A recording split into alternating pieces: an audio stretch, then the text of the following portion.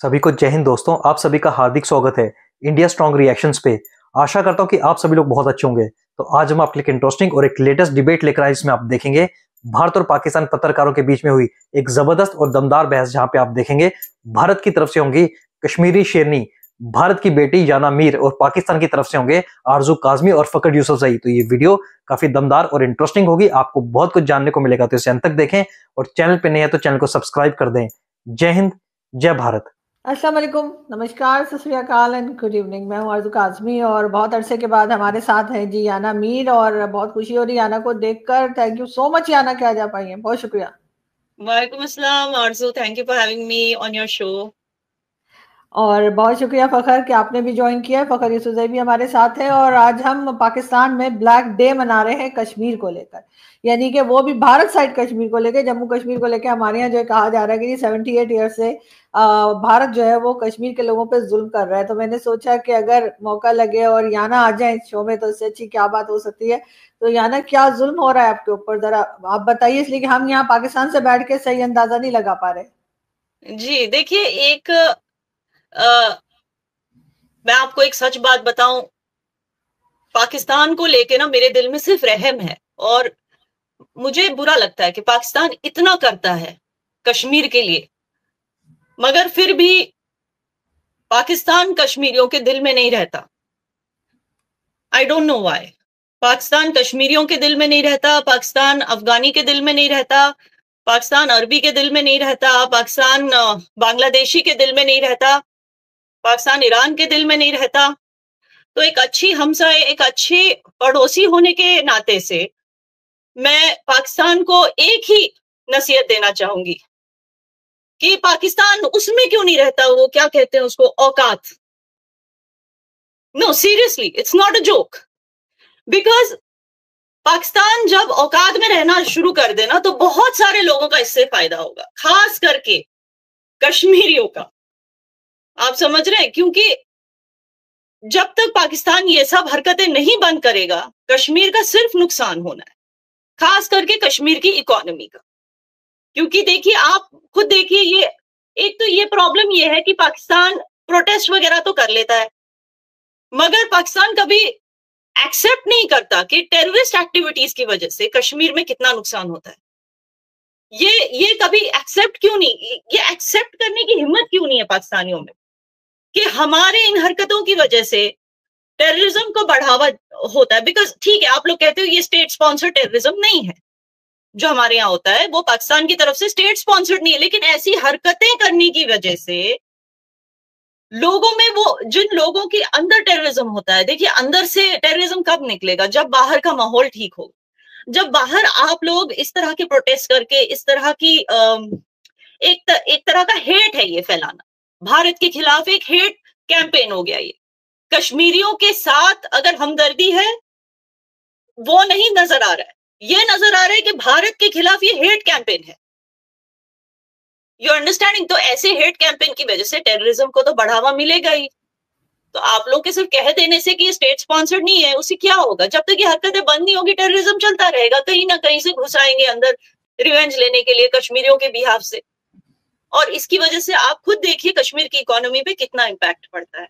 अगर वहां पे ये हरकतें बंद हो गई, अगर एक कॉर्डियल, मतलब एक सच्ची क्या कहते हैं उसको, एक रियल फ्रेंडशिप बनाने की कोशिश वहां पे शुरू हो जाए, इसी तरह के क्यों नहीं वहां पर इवेंट्स होने चाहिए, सेमिनार्स होने चाहिए, जिससे लोगों को समझाया जाना चाहिए कि जब हम अच्छे से रहेंगे और हम इस तरह के बेकार के प्रोटेस्ट करना बंद करेंगे, और जब हम अच्छे से भारत के साथ रहेंगे, जब बॉर्डर्स खुल जाएंगे, ट्रेड होगा, तो इससे कश्मीर की इकोनॉमी कितनी बूस्ट होगी, कश्मीर के लोगों को इससे कितना फायदा होगा, दोनों साइड के कश्मीर। आपको पता है 2008 से लेके 2018 तक, क्योंकि ट्रेड बॉर्डर्स खुले हुए थे, $67 बिलियन का ट्रेड हुआ था उन 10 सालों में। ओके, और किस तरह की चीजें, फल, सब्जियां, शॉलें, कारपेट्स, इस तरह की ट्रेडिंग हमारे यहाँ से होती थी। बायर्स आपके यहाँ से आते थे, इवन आपके यहाँ से इधर भी खरीदी होती, मतलब it was a cross border trade. और हम दोनों साइड के कश्मीर एक दूसरे के लिए काफी हैं, हम एक दूसरे को इतना ट्रेड दे सकते हैं कि दोनों साइड्स जो है वो खुशहाली से रह सकते हैं, जॉब्स जनरेट होंगी, जीडीपी में इजाफा होगा, बहुत कुछ हो सकता है, सरप्लस होगा, एक्सपोर्ट होगा। लेकिन नहीं, इनको करना है ये बेकार की प्रोटेस्ट, बेकार की हरकतें, ये आग देनी है नफरतों को दोनों साइड्स पे, ताकि टेररिज्म कंटिन्यू हो और टूरिज्म खत्म हो जाए कश्मीर का। तो ये चीज आप लोगों को एड्रेस करने की बहुत जरूरत है। आई डोंट थिंक कि अब गवर्नमेंट लेवल पे बात होनी चाहिए, अब जो है एक लोकल लेवल पे बातें शुरू होनी चाहिए।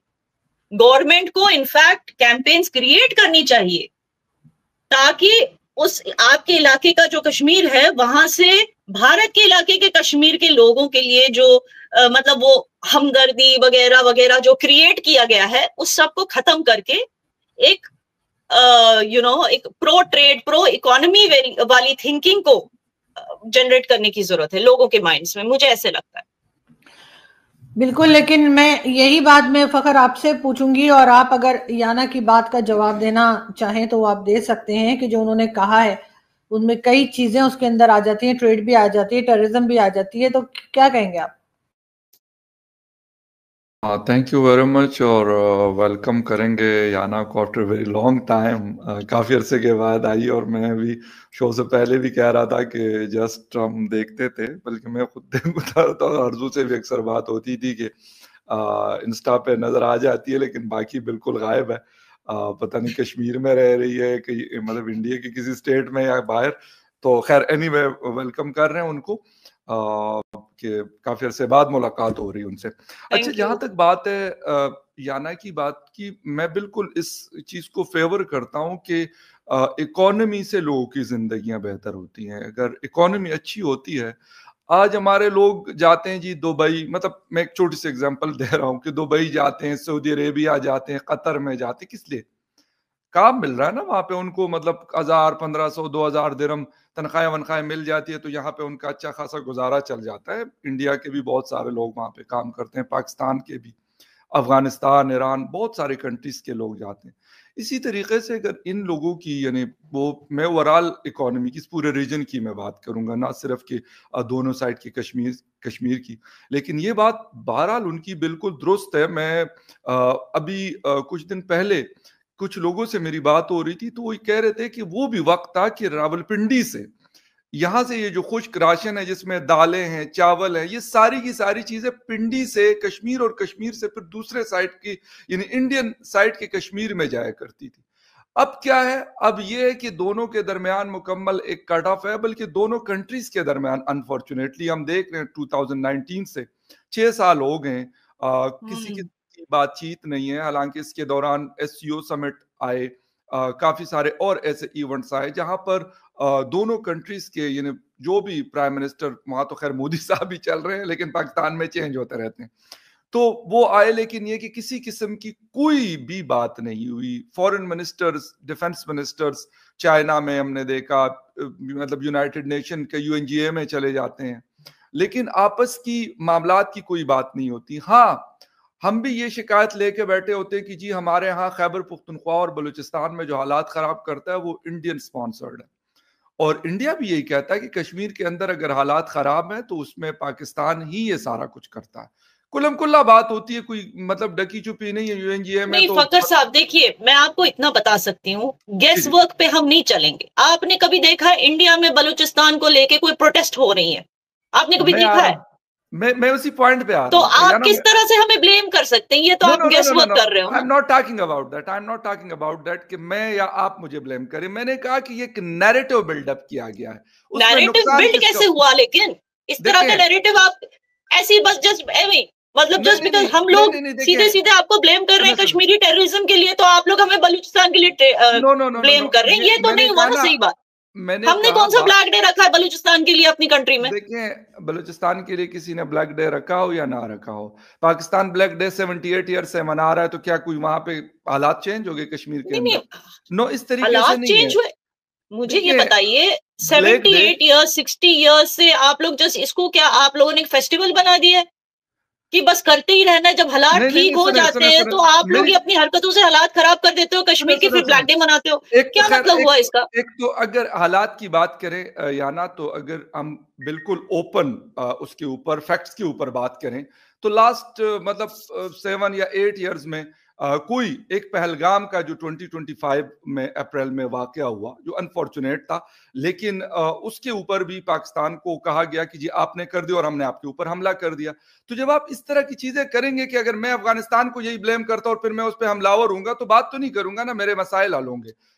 जो वहां पर जिन्होंने अटैक किया टूरिस्ट पर, आप समझिए इस बात को, वो पाकिस्तानी नेशनल्स निकले ना, फखर यूसुफजई साहब। तो आप कैसे कह सकते हो कि आप हमें ब्लेम नहीं करो? आप मुझे बताओ, एक कुलभूषण यादव जो बिजनेसमैन था उसको उठा के जेल में डाल दिया और आप कहते हो कि हर कुछ जो बलूचिस्तान में हो रहा है वो भारत करा रहा है। लेकिन पाकिस्तान के कितने नेशनलिस्ट यहाँ पर, नेशनल्स, आई एम सॉरी, कितने नेशनल सिटीजन यहाँ पर पकड़े गए हैं टेररिज्म फैलाते हुए? नहीं तो आप भी उनको लेके आप डिनायल में रहोगे तो कैसे चलेगा फखर साहब? देखिए, कुलभूषण को हमने पकड़ा है ना, पाकिस्तान ने पकड़ा हुआ है। अगर वो बिजनेसमैन है तो मेरे ख्याल में पाकिस्तान के ऊपर इतना इंटरनेशनल कम्युनिटी का प्रेशर होना चाहिए कि 1 मिनट में वो चला जाए।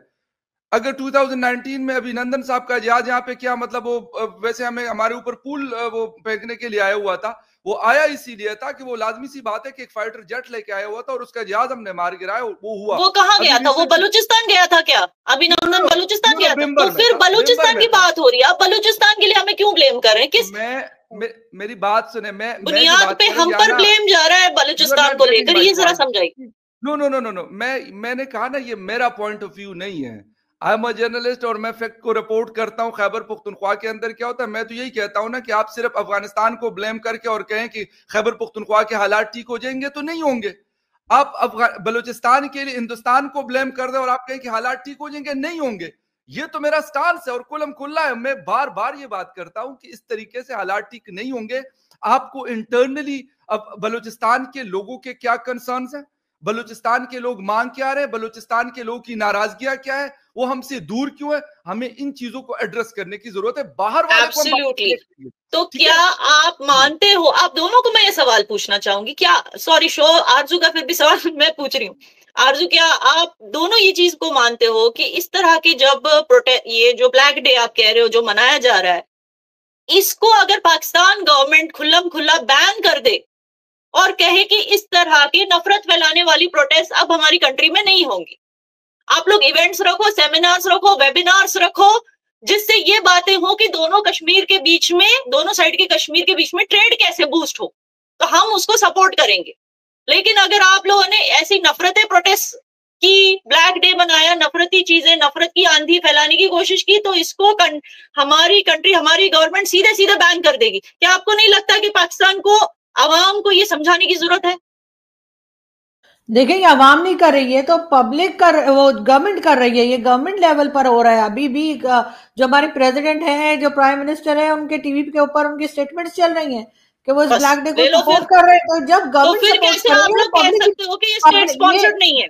जो रोड के ऊपर भी जो लोग आते हैं वो बेचारे भी पकड़ के लाए गए होते हैं। किसी को कहा होता है कि नान खिलाएंगे, किसी को कहा होता है कुछ और बिरयानी खिलाएंगे करके, तो उनको लेकर आते हैं।